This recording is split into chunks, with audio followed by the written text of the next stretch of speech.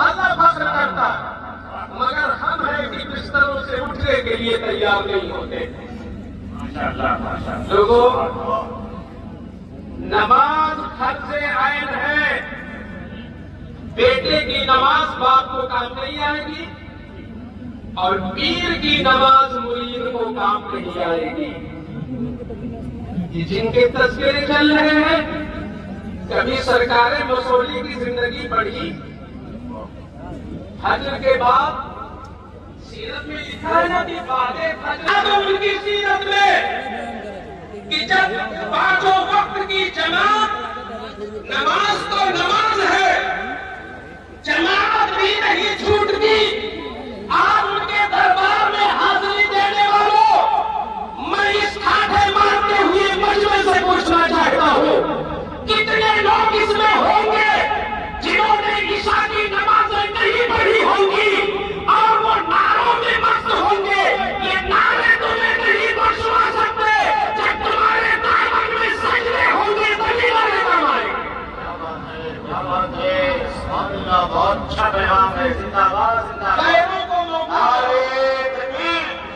ہاتھ اٹھا کر نعرے رسالت، مسلک اعلی حضرت فیضان سرکار مصوری شریف۔ آقا کریم کی رحمت للعالمین کون نہیں جانتا؟ ان کی رحمت سمت کتنی رحمت للعالمین غیروں کے ساتھ، وما ارسلناک الا رحمت للعالمین، سلام رحمت مصطفیٰ۔ مگر میں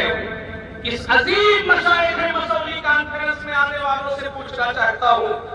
کبھی آقا کی زندگی کا وہ حصہ آپ نے سنا؟ مسلم شریف کی حدیث کا مفہوم پڑھتا ہوں،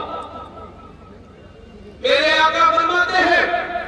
کہ جب مسجد میں نماز ہو رہی ہوتی ہے اور لوگ اپنے گھروں میں مست ہو کر بیٹھے ہوتے ہیں، بلا عذر شرعی کے توجہ مت کسی اور کو دیکھو، آپ میری طرف دیکھو، مسجد میں نماز ہو رہی ہوتی ہے، لوگ اپنے نجی کاروبار میں لگے ہوتے ہیں، اپنے گھروں میں بیٹھے ہوتے ہیں، تو آقا فرماتے ہیں کہ اگر ان گھروں میں عورتیں نہ ہوتی، چھوٹے چھوٹے بچے نہ ہوتے، جانور نہ ہوتے، سخت ترین شیخے پانی نہ ہوتے، تو میں ان گھروں میں آگ لگوا دیتا جو نماز کے وقت اپنے گھروں میں بیٹھے ہوتے۔ اس سے کیوں نہیں؟ ابھی اگر ہم یہ سنا دیں کہ ایک بار سبحان اللہ کہہ دو تو ہر حرف سے 1000 فرشتے پیدا ہوں گے، اور ہر فرشتے تمہارے مرنے کے بعد تمہاری قبر پر قیامت تک دعائیں دیں گے، تو پبلک سے نعرہ لگے گا، مگر میں نے سنایا کہ تمہارے نبی رحمت للعالمین ہونے کے باوجود جب تم بغیر عذر کے نماز کے وقت تم بیٹھے ہوتے ہو، اپنے کام میں مبتلا ہوتے ہو، تو آقا کو اتنا صدمہ ہوتا ہے کہ میں سوچتا ہوں آگ لگوا دوں ان گھروں میں جن میں بے نمازی بیٹھے۔ کیوں نہیں جانتے؟ اچھا ایک چیز اور ہے، ایک چیز اور ہے، آج جیسے جلسے میں کام بٹا نا کہ نظامت آپ کریں گے، خطابت ہم کریں گے، نعت کوئی پڑھے گا، داد کوئی دے گا، یہ کام بٹا، ایسے میری قوم نے سمجھ لیا شاید نماز کا بھی معاملہ ویسے ہی ہے کہ امام نماز پڑھے، مدرسے کے طلباء نماز پڑھے، علماء نماز پڑھے، قاضی نماز پڑھے، امام نماز پڑھے، یہ شورا نماز پڑھے، داڑھی والے نماز پڑھے، ہم ملاٹی کریں، ہم کاروبار کریں، ایسا ہرگز نہیں ہے۔ نماز میں تقسیم نہیں ہے،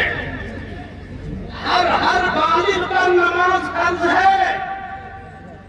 ہر بالغ پر نماز اس قدر فرض ہے کہ تم حنفی ہو، مقلد ہو امام اعظم ابو حنیفہ کے، سن لو امام اعظم ابو حنیفہ نے جو مسئلہ بیان فرمایا ہے، نماز کا مسئلہ اتنا اہم ہے، اتنا اہم ہے کہ فقہا فرماتے ہیں اگر کھڑے ہو کر نہ پڑھ سکو تو بیٹھ کے پڑھو، بیٹھ کے نہ پڑھ سکو تو لیٹ کے پڑھو،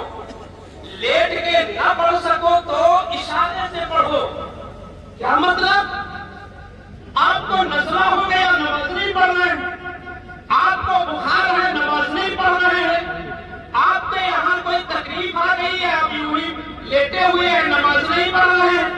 आपको सर्दी लगी, आप नमाज नहीं पढ़ रहे, आप इस तरीके से नारा लगाते हैं अपने मसलके आला हजरत का। कभी सोचा आला हजरत का मसला नमाज के मामले में क्या है? अल्लाह समद, मेरे रजा का मसला नमाज के मामले में बिल्कुल साफ है,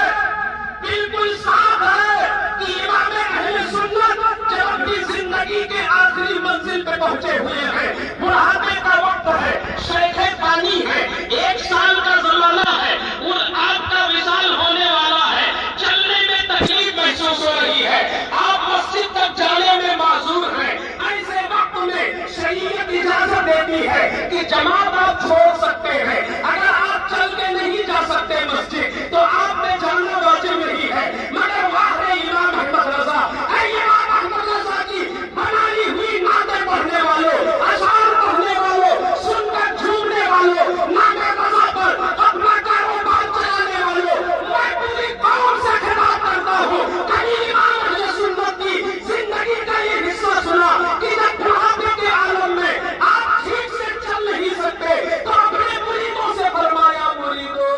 जरा मेरी मदद करो, कहीं अहमद रजा की जमात न छूट जाए। एक कंधा एक मुरीद, एक कंधा एक मुरीद, दोनों कंधे को पकड़कर मुरीद नमाज के वक्त मस्जिद में पहुंचा देते, आला हजरत जमात के साथ नमाज पढ़।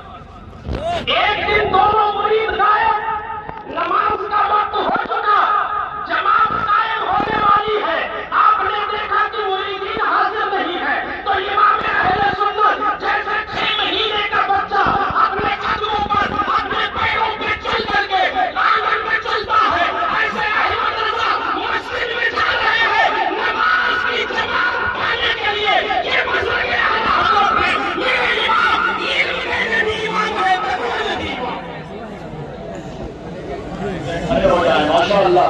सेक्रेटरी सरकार गुलजार मिल्लत का नशीद सरकार मसूली शरीफ वालिद से जो पहले मौलाई कायनात मखदूमुल मशाइख दस्तो बाजू में हुजूर ताजुल शरिया मोहतरम हुजूर मुहद्दिस कबीर सेक्रेटरी सरकार गुलजार इस्माइल वास्ती रज़ाकी सैयद हुसैनी सज्जादा नशीद आस्तान है